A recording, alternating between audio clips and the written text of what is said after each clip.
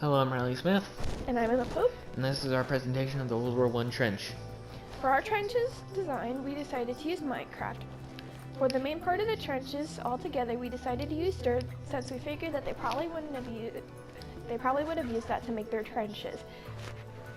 Because back in World War I, they just made and used what worked. When you look at the end of this, you'll see one main trench on each side of the trenches, one support trench on each side, and 4 communication trenches on each side also. We also included 6 areas inside the support trenches on each side that would have been where they would have slept. Inside the rooms, we decided not to put any beds since they probably didn't have beds in the trench. Inside the rooms, we also put patches of water since we know a lot of the times soldiers were getting trench foot. We also decided not to put any light inside the trenches since the search planes would have seen them and attacked them.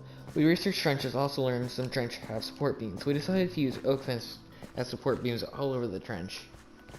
Moving on to the center, we have no man's land.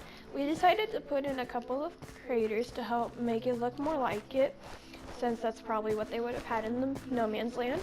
We also put in water in some of the bottom of the craters to also help us give the trenches a little bit more detail, since when we looked at images, most craters had water in them.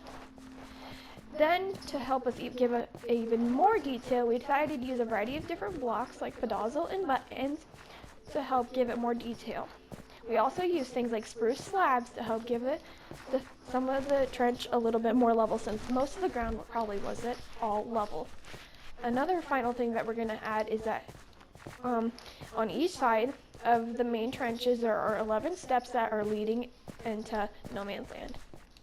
Here we have one of the craters that is filled with water. Now there would also be gas built up in here, due to the gas that they use being heavier than air, which sometimes would kill soldiers when they went in the craters to take cover. And over here, I will show you an example of one of the rooms. And as so, there's water in here, which there was probably a lot of, which giving the soldiers trench foot. And a lot of times they went in here to stay warm. Isn't that right?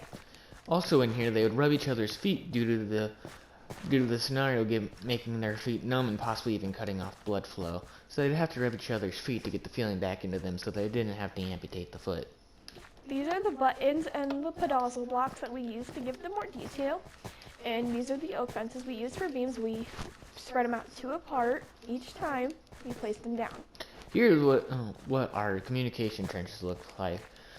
They would use these to get between the support and the main and the front line. That way, they didn't have to go above and they'd get shelled.